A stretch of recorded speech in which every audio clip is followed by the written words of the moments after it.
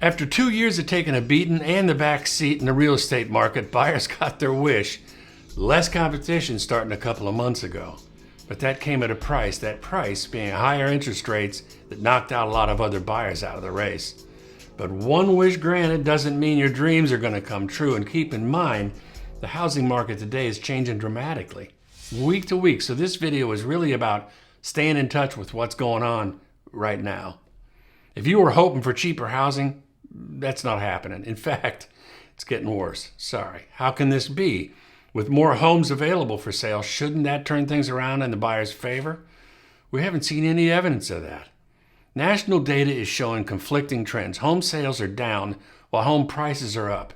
Sales were down 5.4% from May and 14% down from a year ago. The same report found the median price of an existing home was $416,000, a record high and an increase of 13.4% from a year ago. At the same time, according to Black Knight, price growth slowed by 2% in June. That's the biggest single-month slowdown since the 1970s. But let's be clear on what is meant by growth. From an annual pace of 15%, slowing could mean a growth rate of 11 or 10% or 5%. So if you're hoping for prices to actually drop, don't hold your breath. So here's how the market's slowing down. And keep in mind, the slowdown is being compared to the super hot market of the last couple of years. The hot market was created by record low mortgage rates, limited supply from COVID holdouts and underbuilding for the last decade, an increase in first-time home buyers with millennials aging in, and migration from high-cost cities to more reasonable ones. Californians really took some grief from Tennesseans. If $1 million got you 1,000 square feet back home, and in the new place you'd get twice that for half the price, wouldn't you do it? I sure would. I don't blame him a bit. Anyway, now the low rates are gone, creating affordability issues in an already high-priced market. This is the key behind the slowdown. Higher prices and higher interest rates make buyers less willing or less able to find a home that'll work for them. So naturally, home sales slow down. The big issue at the moment is while demand may soften, supply has some serious catching up to do to make any real difference. We're hearing about inventory surging lately. That although things are improving, it's just not enough yet to move the needle.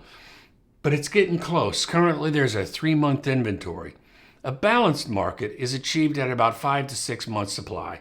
A balanced market means there's no undue pricing pressures, just buyers and sellers doing their thing. To achieve any kind of balance, we need more homes for sale. As always, supply and demand orchestrates the market. I gotta tell you though, current rates aren't helping. If you need a loan to buy a house, I'm pretty sure you're keenly aware of the rates. At the beginning of the year, rates were at 3.3%. By June, close to 6%. Rates are on a roller coaster these days, so you gotta keep your eyes on them. With higher rates, that might mean a smaller home, so don't be surprised when that happens. If rates are freaking you out, try this. Look up the history of home values over the last 10, 12 years. That should make you feel better. Equity almost always does. Here's how the home buying experience is changing. I've already said pricing has pushed a lot of potential buyers out of the market. And for those of you undeterred, this means a lot less competition. In fact, you may be able to negotiate for a better deal, and frankly, you should expect that. This could include closing costs and mortgage rate buy-downs. It'll certainly allow for inspections and repairs if needed, and the ability to walk away if the house doesn't pass muster. One of the biggest hits buyers were taking the last couple of years was covering appraisal gaps. You overpaid for a house, it wouldn't appraise, and then you'd have to commit to cover the difference. You just don't have to worry about that anymore. The days on market are going up, way up. That means listing prices are coming down fast.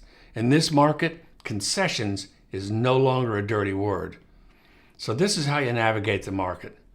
In order to take advantage of the current market, you have to be locked and loaded.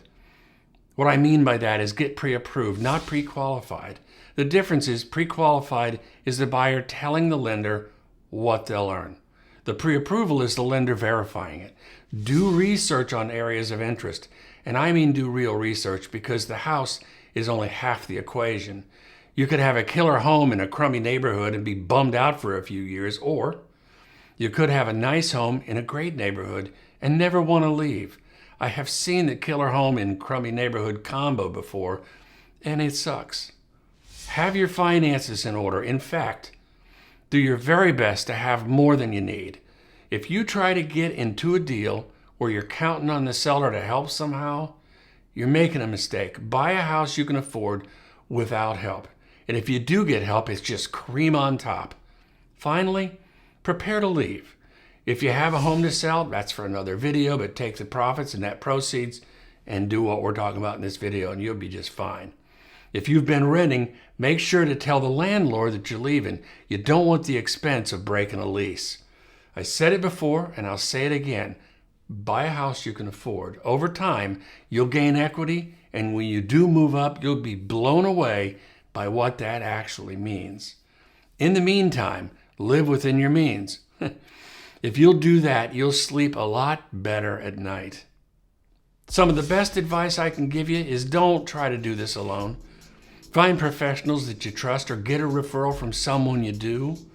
From the outside, buying a house can seem pretty straightforward. Let me tell you that things can get very complicated very quickly and really, really expensive. The bottom line is the bottom line, and as a buyer, there's no reason to go it alone. If you need help with down payment assistance, there's programs for that. Some have substantial restrictions on where you can buy. Most have restrictions on how much you or your family earns. Be sure not to rush into an assistance program just because it sounds easier or cheaper. The same goes for loan programs. There's a ton of them. This is why I suggest connecting with a trusted lender. A good lender won't just get you into a loan, but into a loan that is best for you and your family. Sometimes renting may be the best option for now. If you've done your homework and you're still coming up short, rent. And if you're doing that already, just stay a little longer, build your resources for another day. In the end, the idea isn't just to get into a house. It's to get into a house and not be financially stressed or unhappy with where you are. If you made it to the end of this video, I hope it helps you and I wish you all the best in the world.